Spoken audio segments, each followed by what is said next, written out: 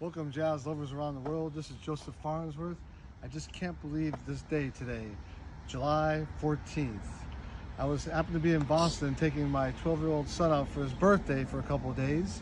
And I got a text message last night from the great John Ramsay asking me if I wanted to come over and see the house where I used to take lessons 38 years ago from the great Alan Dawson. This is Alan Dawson's house. This is where he used to take lessons down in the basement. And last year when I was doing videos during the pandemic on all the great jazz drummers around the world that I knew, I asked John if I could come over and do something on Alan Dawson, but he was very scared about the pandemic and all that stuff, so we had to wait. And I couldn't do anything on Alan Dawson without John Ramsay. So when he texted me last night, he didn't know I was in Boston, and today happens to be Alan Dawson's birthday of all days. That's divine intervention. So, we're gonna go down there and take a lesson. Drag paradiddle. This is the same steps I took in 1984. I learned about Alan Dawson when I first put on Miles Davis live in Tokyo, Tony Williams. And Tony Williams changed my life. And then I soon found out that Tony Williams took lessons with Alan Dawson.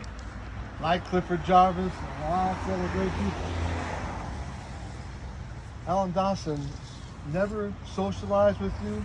There'd be 10 lessons a day. You were in right at the start of the hour, 1 hour you were done. He didn't tell you how to play. He didn't talk about other musicians.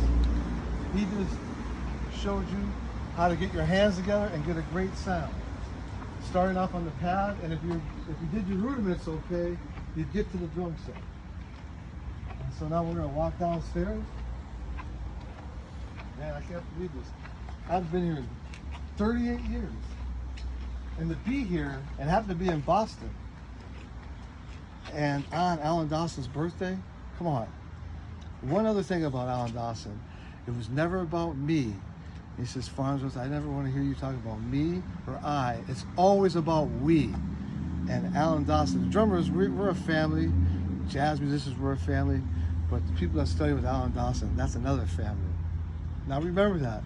When people start talking about I, me, I'm the baddest, you walk the other way. As Alan said in my last phone conversation I had with him, when you see ego guys coming this way, ego, easing God out. When they come this way, you go that way. He learned that from Papa Joe Jones. All right, let's go down the stairs. Don't trip. All right. This is lesson time.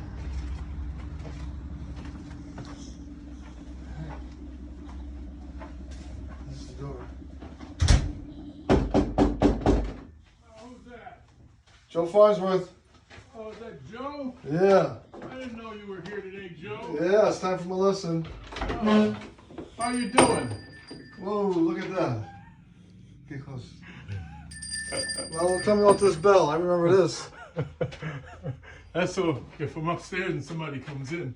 No, I always thought Alan just had it there because, if he was doing something and somebody came in, he would, I don't know, it's the strangest thing, but it's been there. Jazz lovers, the great John Ramsay. Hello, friends of Joe. Now, I remember Alan would go into the bathroom here, and he'd come out with this cream on his hands. Oh, yeah, lotion. And he'd be warming up his hands, and we come right over here, and this is the actual pad, ladies and gentlemen, right here. It's one of them. So today, see, I was telling my students and stuff.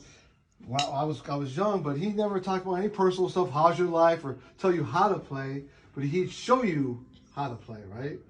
What was your feelings about his lessons? What do you have to say about that? Well, he demonstrated everything that he wanted you to learn, right? That was key, I think, critical. But he also let you know, like when you came back for your next lesson, if you hadn't practiced it enough, and he'd sit like this and he'd give you just enough rope to hang yourself with, yes, right? you sure did. This is a real hot seat right here, right? And then he'd go, okay, said, did you practice? You're right. That was me. I was laughing with Gene Jackson, and we both said that we were the worst students when we took lessons with Alan Dawson, but we remember the lessons today.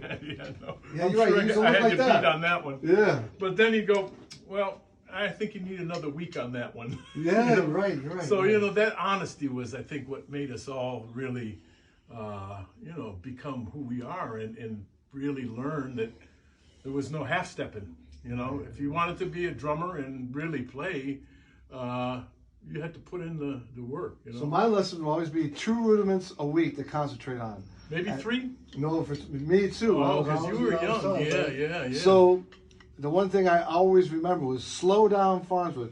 Slow down, full stroke. So you and always tap your foot, right? Yeah, and play it from slow to fast gradually. Right. So you could see how the shape changed at different rates of speed, right? Right. For example, like we'll do drag paradiddle number 1. So I thought we were gonna do like a double stroke roll, but Mr. Ramsay's put me to the test for a drag paradiddle. Holy smokes. Number 1. Number 1. Which okay. starts out as 8th notes, even 8th notes, right? But Yeah. you'll see, as you Come know, over here and get a. as you know, it's gonna evolve into triplets, right? Well, yeah.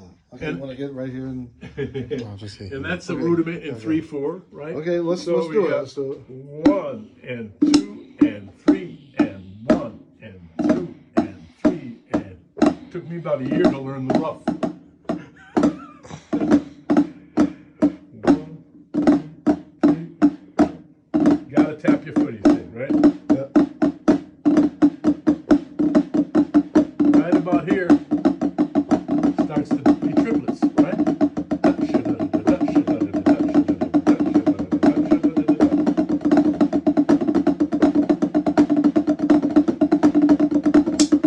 And of course, he could go a lot faster, right? You're trying to keep up with him, but I was never able to. We'll go back to slow.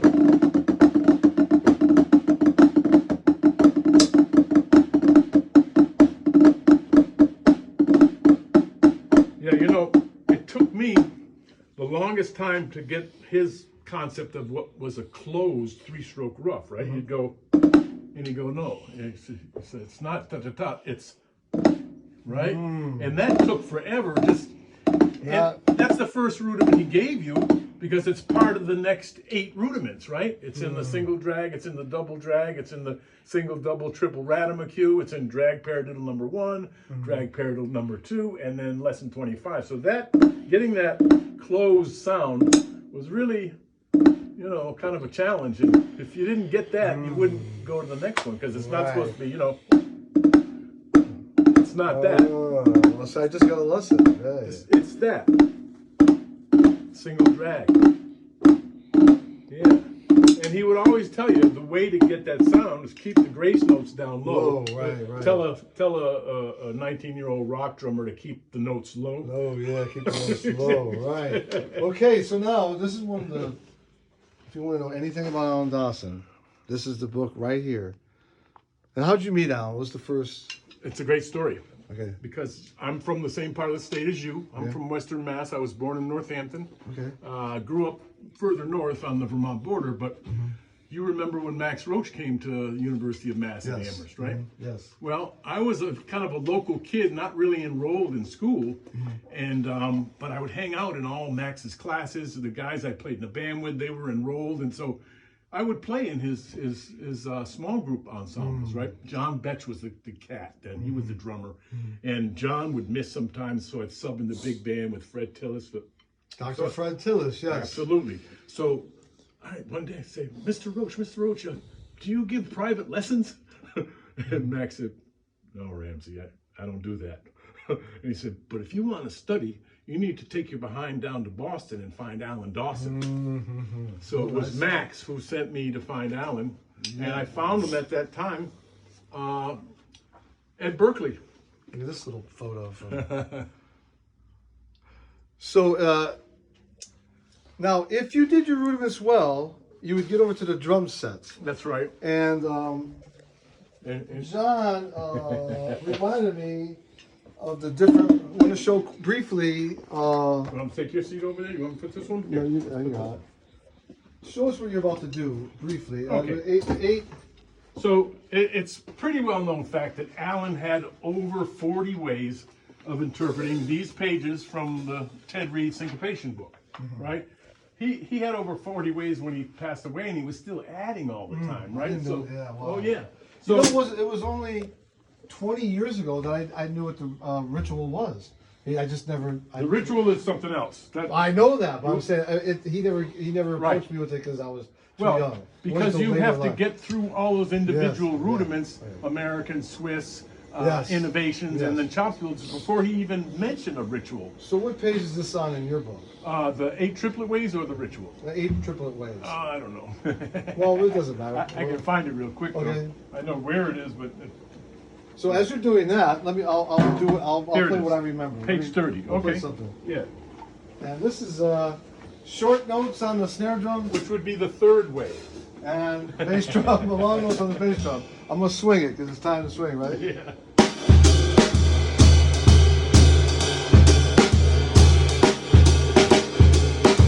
Right. Okay.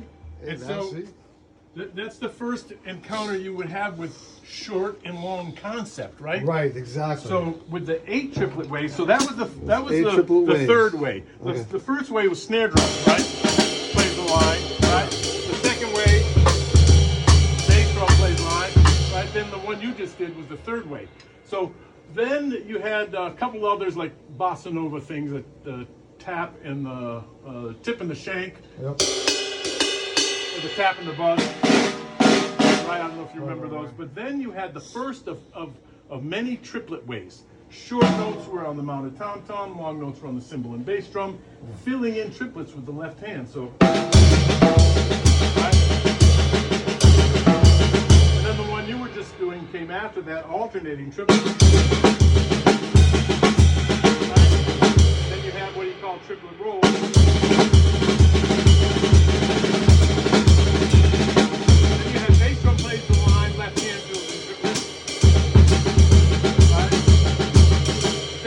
Left hand was doing here, right?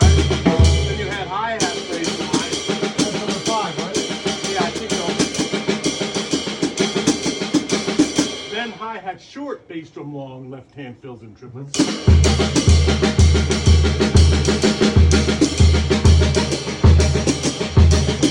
Then you had snare drum plays in line, bass drum fills in triplets.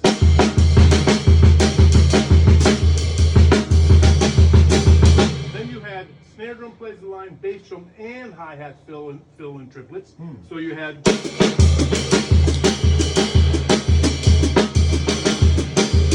that's the 8 triplet ways. After that, he would say, okay, close the book. And you remember, he would say, okay, let's hear exercise 1, right?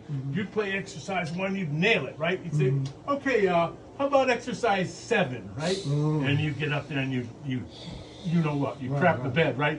And you go, well, did you practice that page? And you go, well, not as much as the first page. I think you need to do it over again. Oh, wow. Right? Yeah. So anyways, once you got through those 8 triplet ways, he would say, okay, close the book. I'm going to sing you a 2-measure phrase. You're going to repeat it, so it'll be a 4-bar phrase. You're going to play it back those 8 triplet ways in that order. So he would sing you something like, did-da, did-da, da, da, did-da. Did-da, repeat, did-da, did-da, da, da, did-da, did-da. 8 ways. Did-da.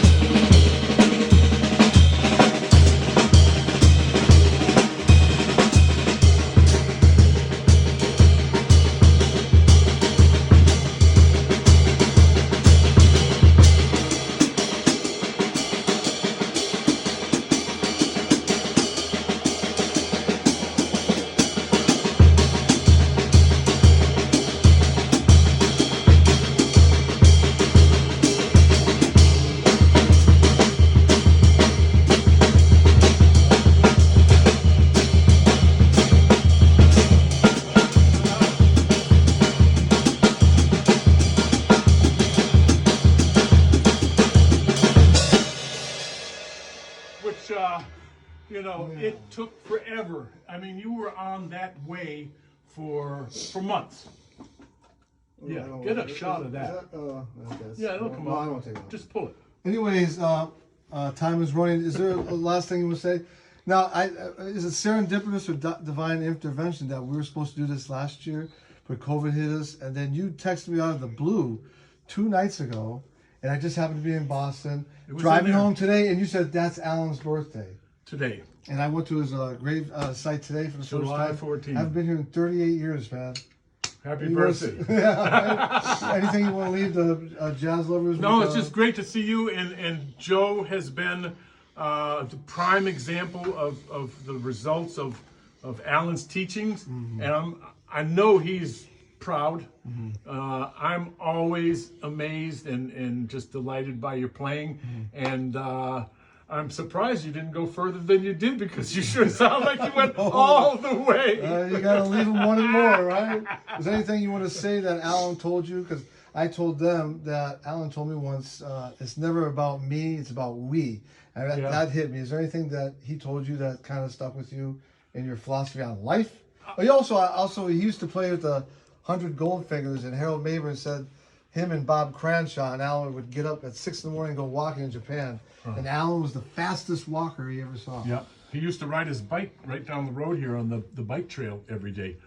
Here's the most, or the strongest thing that Alan impressed upon me, not through words or instruction or anything, but when I was in my early 20s, when I started to study with him, I'd been a rock drummer for 10 years, self-taught, never studied him. There's a couple things actually, but the first thing that hit me was when I pulled in that driveway out there was that, wow, you can be I was like the starving artist, right? You know, $50 a week was a good week, right?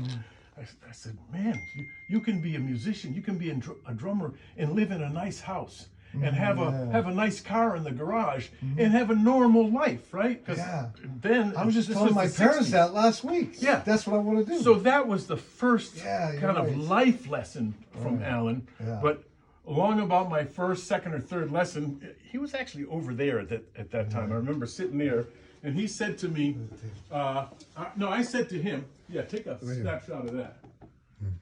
I said to Alan, I said, could you give me an evaluation of my playing? Yeah. And he did this, you know. Yeah, you're right, he used to do that. He said, well, you know, you're a proficient drummer. You've been playing for 10 years. He's self-taught rock drummer. He said, but for all intents and purposes, he said, you're really a beginner.